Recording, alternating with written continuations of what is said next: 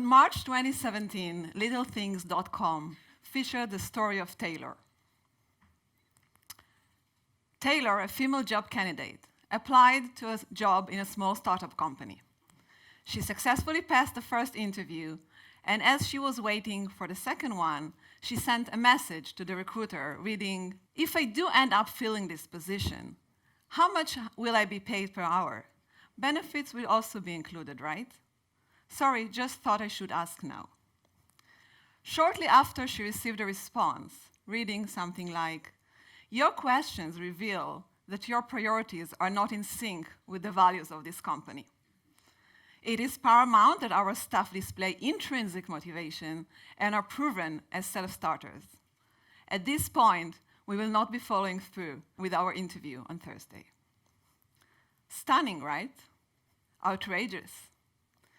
We will come back to Taylor later in the talk, but this incident reflects quite accurately the core idea that my collaborator Marco Pitessa and I had in recent studies we conducted. Why is the fact that Taylor is asking about salary and benefits is automatically taken as a signal that she's less interested in the job itself? Is it something unique to the company that Taylor was applying to, or does it in fact reflect a more general phenomena? Do we as humans operate under the assumption that if someone is interested in salary, benefits, flexibility, and so forth, this must mean that they are less interested in the job itself? So we went to check whether this intuition is prevalent, whether people fall prey to what we label motivation purity bias. Before I tell you what we did, I want to be clear on definitions. When we talk about intrinsic motivation, we talk about motivation for the task itself, for the challenges it poses, for the learning opportunities, and so forth. When we talk about extrinsic motivation, we talk about motivation for things outside of the core task, such as salary, benefits, flexibility in time, location. Could it be that hiring managers expect candidates to show pure signals of intrinsic motivation and see any extrinsic motivation as polluting or eating up on intrinsic motivation, leading them to discriminate against such candidates who show high levels of extrinsic motivation?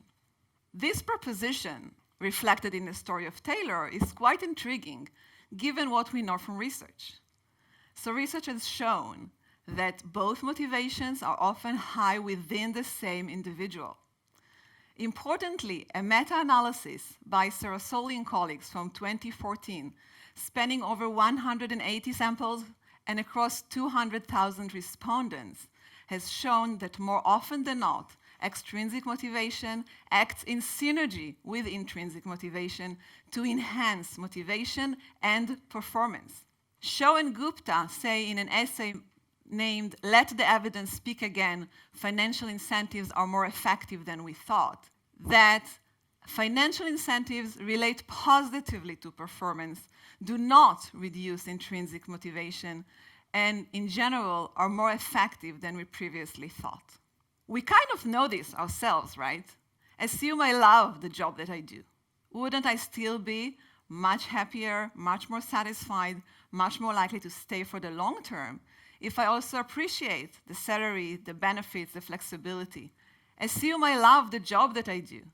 Wouldn't I still be less satisfied, less likely to stay for the long term if I feel that I'm underpaid, that I do not appreciate the benefits, the flexibility, and so forth?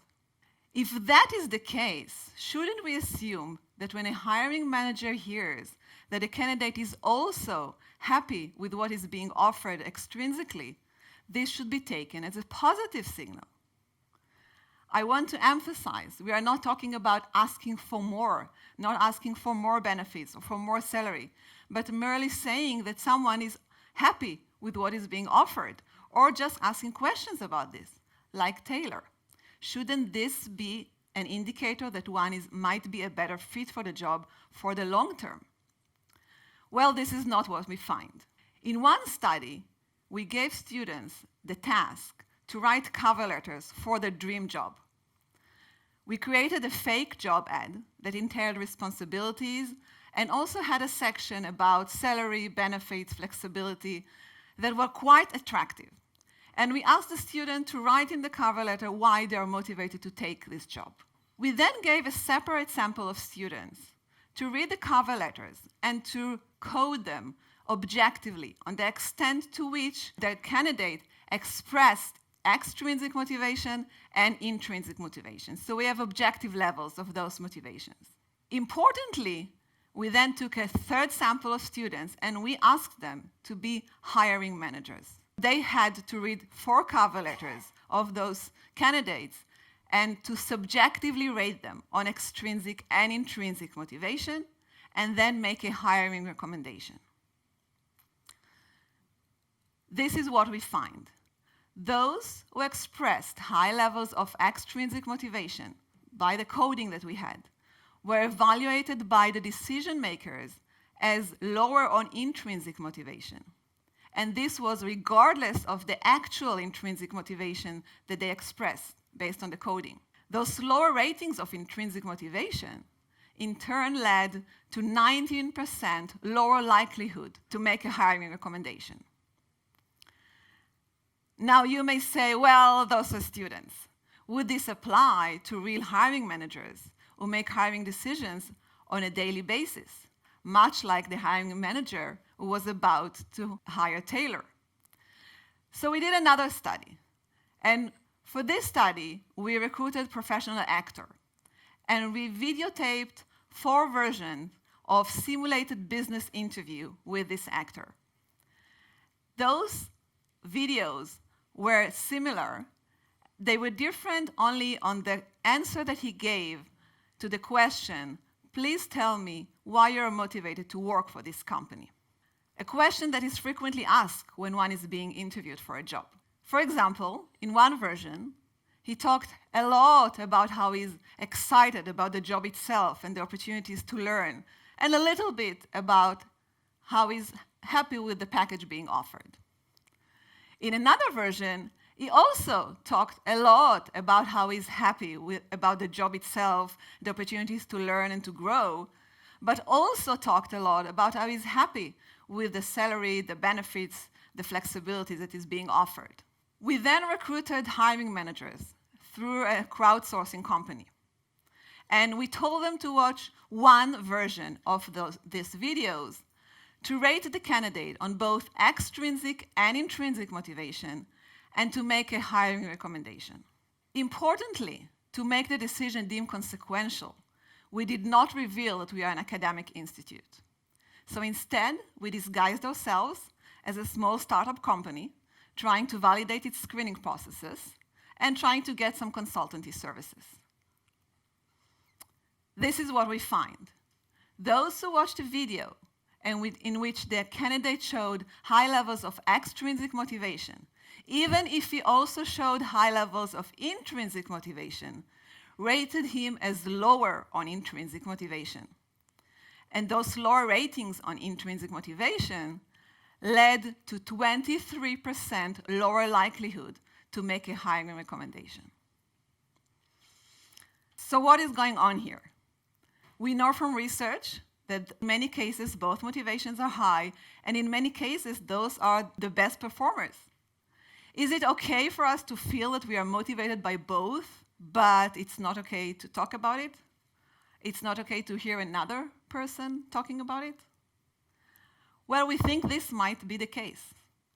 Research in social psychology has shown that we tend to have simplified views about how other people's minds work. So when I think about myself, I can think about myself as a very complex person who may be motivated by many factors. But when I think about another person, I will tend to think about them as either or. So either extrinsically motivated or intrinsically motivated. Why is this important?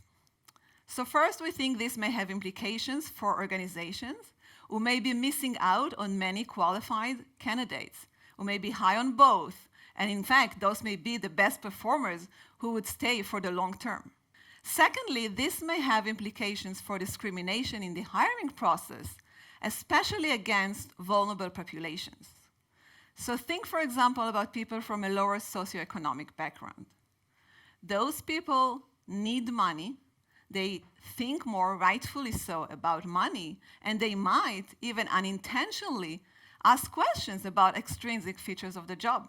What a loss to society it is if we end up not hiring those who need the job the most. Think about women candidates. In many cases, women still hold the main responsibility for childcare, at least in early infancy. These women may care about things like maternity leave policies, flexibility, so forth. How ironic it is if these women try to get information about those maternity leave policies, flexibility, in order to assess their fit for the job for the long term, but they end up being misjudged as less interested in the job itself. Teaching negotiations throughout the years, I've been having a lot of female MBA students who are grappling with this very issue. I promised you we'll go back to Taylor. So fortunately for her, one of the co-founders approached her, apologized for what happened, and offered her a second interview.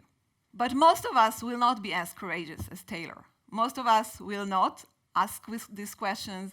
Most of us will not publicize this story. Most of us will just keep silent. So what can we do to change that? What if I offer that hiring managers, maybe some sitting in the audience here, try to fight this bias by celebrating those employees who are high on both extrinsic and intrinsic motivations and are great performers, so we can try and change the perception from this one to that one? What if policy-wise we consider requiring companies to advertise in advance what are the salary, the benefits, the maternity leave policies, so candidates like Taylor do not have to ask? Allow me to end on a personal note.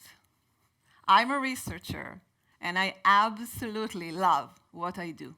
I'm also a mother of 4 kids, and I absolutely appreciate the extrinsic features of my job that allow me to provide for them and allow me to have the flexibility to see them as they grow. I should not be ashamed of this. Neither should any employee. Thank you.